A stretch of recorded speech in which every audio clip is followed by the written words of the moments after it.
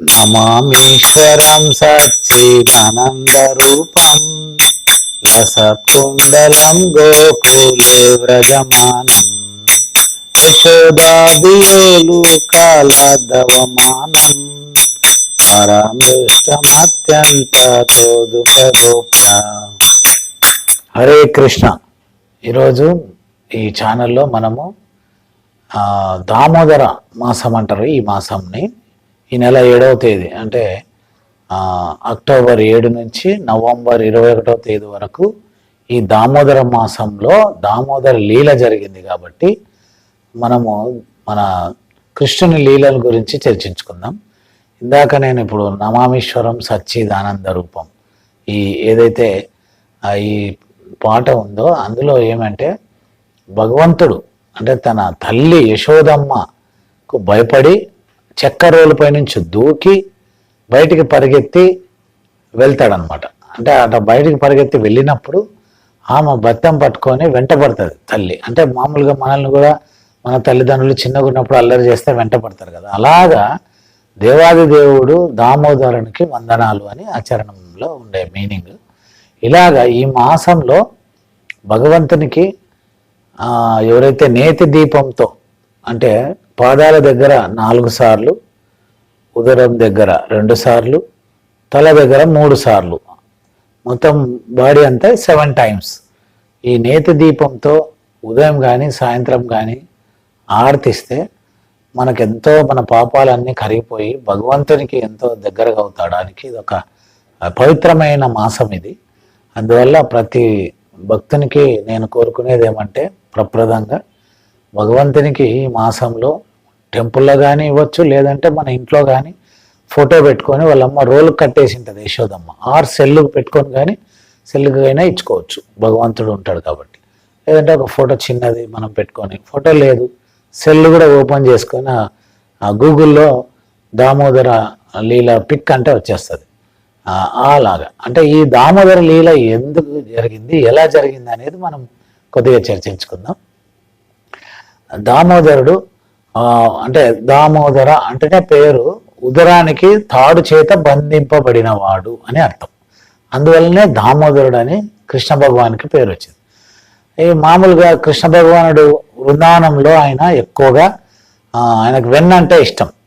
So ఆయన వేరే ఇళ్లలో పోయి దొంగలించి ఆయన తినేదే కాకుండా కోతులకు ఫ్రెండ్స్కు పంచిపెట్టేవాడు. సో అలాగ చేస్తూ ఉంటే అందరు వచ్చి వాళ్ళ మామూలుగా కంప్లైంట్స్ ఇస్తారు కదా, మనం కూడా ఏమన్నా అల్లరి చేస్తే చిన్నగా ఉన్నప్పుడు.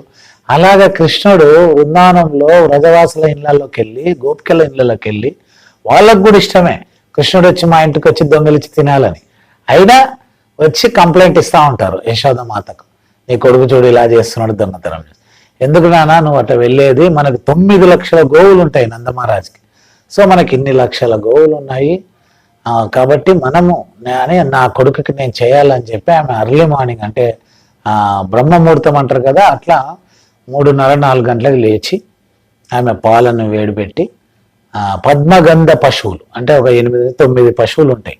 అవి గోల్డెన్ కలర్లో ఉంటే గోల్డెన్ కలర్ మిల్క్ ఇచ్చేస్తుంది, వైట్ ఉంటే వైట్. అలాగా వాటికి కూడా ఎంతో పవిత్రమైనటువంటి గోవులను దార ఆమెనే స్వయంగా పితికి పాలను ఆమెనే వేడి చేసి పెరుగుగా తోడుపెట్టి తర్వాత కవ్వంతో చేస్తూ ఉంటుంది. అలాగా అర్లీ మార్నింగ్ అంటే కృష్ణుడు చేసే అల్లరి పనులన్నీ తలుచుకుంటూ పాటలు పాడుకుంటూ ఆమె కవ్వం చేస్తూ ఉంటుంది, అది మజ్జిగను తీస్తూ ఉంటుంది వెంటనే.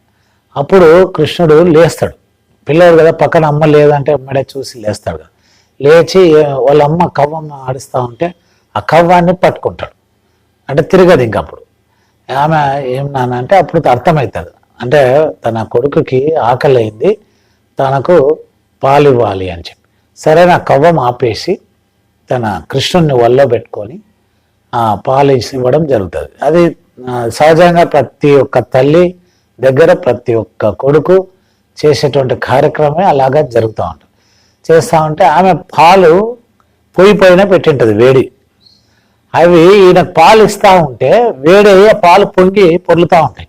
ఆ లోపల కృష్ణుని పక్కన పెట్టేసి యశోదమ్మ పాల దగ్గరికి వెళ్తాడు బంద్ చేయడానికి, ఎందుకంటే ఆయన కోసమే పెట్టింది. అప్పుడు వెళ్ళిదాగానే కృష్ణునికి కోపం వస్తుంది.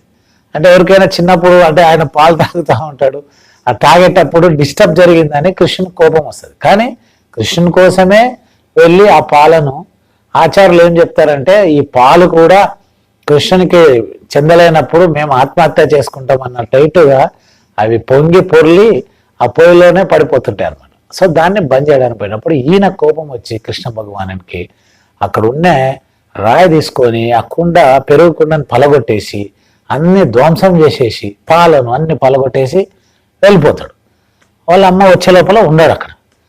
యశోదమాత వచ్చి చూసే లోపల ఆయన వెళ్ళిపోయింటాడు. అంత పెరుగు అంతా అల్లకొల్లం చేసి ఉంటాడు కృష్ణ భగవానుడు. చూడంగానే ఎటుపోయినాడు, ఇది కృష్ణుని పని ఉంటుందని ఆయన పాదాలు ముద్ర పడి ఉంటాయి, పెరుగులో తొక్కకుండా పెట్టాడు. సరే నీ కథ చూస్తూ ఉండాలి, కట్టె తీసుకొని పరిగెత్తిస్తాడు. ఆయన కూడా చాలా వేగంగా మొత్తం తిరిగి మొత్తం అంటే ఆ ఊర్లో అంతా తిప్పుతాడు. ఆయన కూడా చిన్న ఉన్నప్పుడు కూడా చాలా మందికి కూడా ఇలాంటి ఎక్స్పీరియన్స్ ఉంటాయి. సో అంటే దేవాది దేవుడు అలాగా దొరకకుండా తిరుగుతా తిరుగుతా వాళ్ళ అమ్మ అలిసిపోతుంది. భయపడి ఇంకా ఆమె సరే మా అమ్మకు ఇబ్బంది పెట్టకూడదని చిక్కిపోతాడు.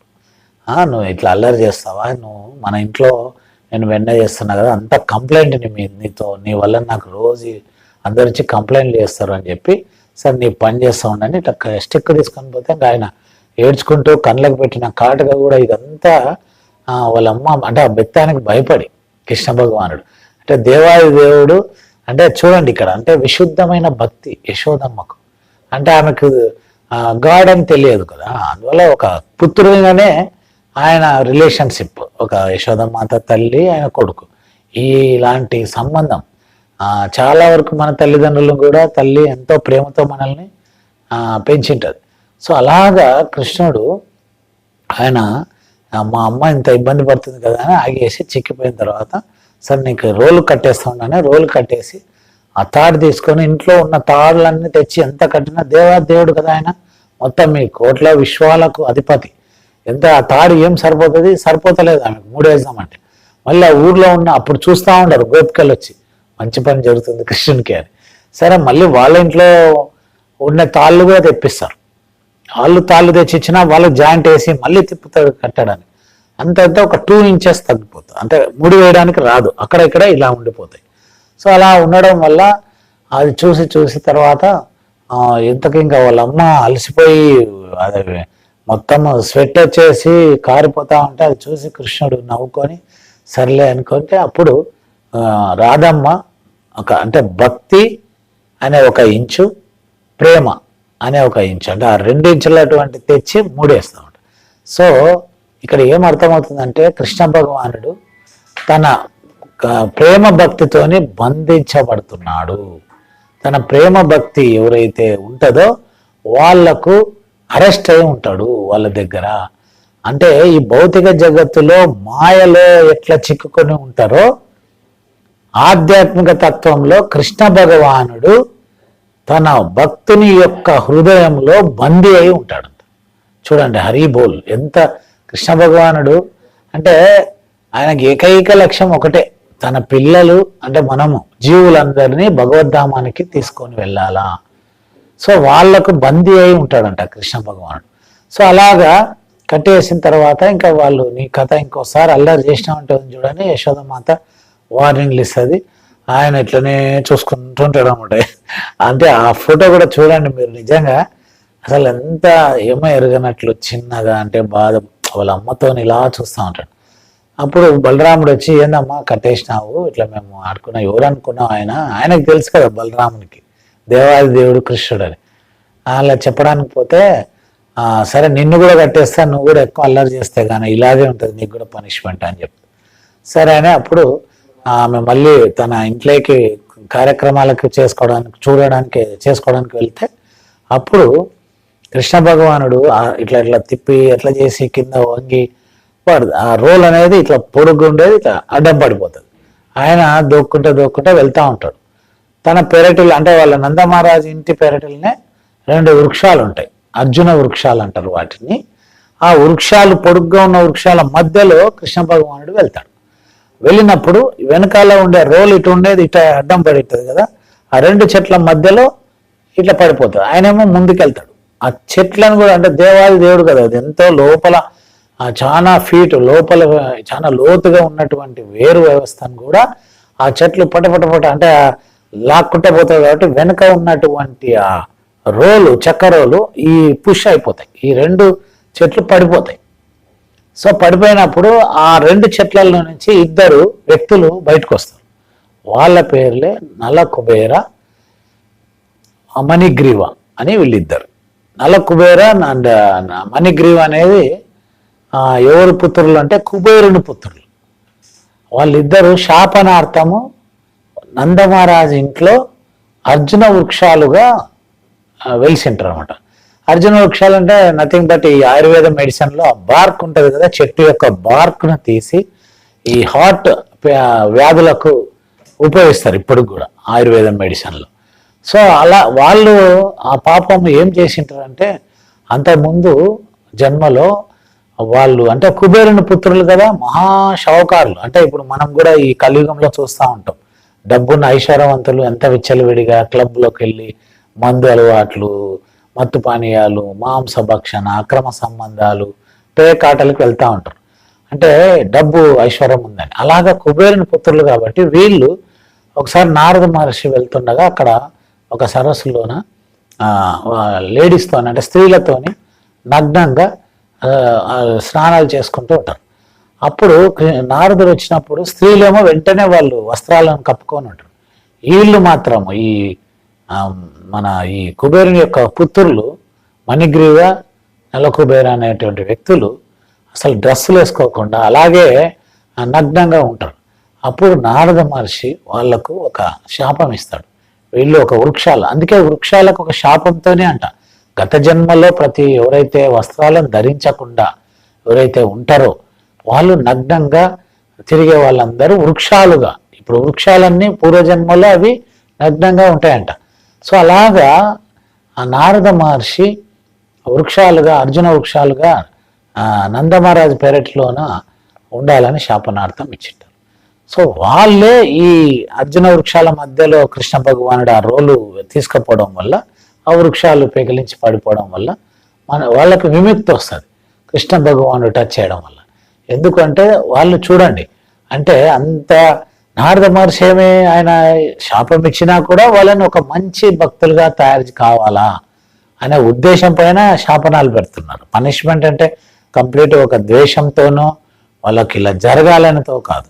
సో అలా పెట్టడం వల్ల వాళ్ళు వెంటనే కృష్ణ భగవానికి నమస్కారం చేసుకొని ఇద్దరు మిత్రులు సహోదరులు కృష్ణ భగవాన్ చుట్టూ ఒక ప్రదక్షిణ చేసి మాకు విముక్తి కలిగించావు కృష్ణ భగవానుడు అని చెప్పి పాదాలకు నమస్కారం పెట్టుకొని అలాగా వాళ్ళు భగవద్ధామానికి వెళ్తారు. సో ఇలాగా కృష్ణ భగవానుడు ఈ మాసంలో మనము ఎంతో ప్రీతిపాత్రమైనటువంటి మాసం అనమాట. అంటే రాధమ్మకు కూడా చాలా ఇష్టమైనటువంటి మాసం. మనం ఎందుకంటే భక్తి రావాలంటే భక్తియుక్త సేవ మనము రాధమ్మ ద్వారా కృష్ణునికి వెళ్ళాలి. సో అందువల్ల ఈ ఛానల్ ద్వారా మనకు ఒక గొప్ప అవకాశం కలిగింది. సో నేను ఒక 2 days బ్యాక్ అంటే 7వ తేదీ ఈ మాసం స్టార్ట్ అయింది. నవంబర్ 21వ తేదీ వరకు దామోదర మాసంని మీరు టెంపుల్కి వెళ్ళొచ్చు, ఇస్కాన్ టెంపుల్స్ కానీ లేదంటే మన ఇంట్లో కానీ భగవంతుని పెట్టుకొని పాదాల దగ్గర ఇందాక గతంలో చెప్పినట్లు ఆ దీపంను అంటే మన నెయ్యిలో ముంచినటువంటి ఒత్తిని పెట్టుకొని మట్టి ప్రతిమలో పాదాల దగ్గర ఒక 4 సార్లు ఇలా చేసి, తర్వాత ఉదరం దగ్గర 2 సార్లు, తల దగ్గర 3 సార్లు, మొత్తం బాడీ అంతా 7 times తిరిగి తిట్టి ఇట్లంతా చెప్పిన తర్వాత భగవంతునికి అలా చేస్తే ఎంతో పుణ్యం అంట మనకు. సో ఇదంతా ఈ ఛానల్ ఎవరైతే చూస్తున్నారో భక్తులందరూ ఇది పాటించి ఆ దేవాది దేవుడైనటువంటి దామోదరుని యొక్క కృప, ఆయన యొక్క బ్లెస్సింగ్స్ మన పైన మీ పైన ఉండాలని కోరుకుంటూ సెలవు తీసుకుంటున్నాం. హరే కృష్ణ.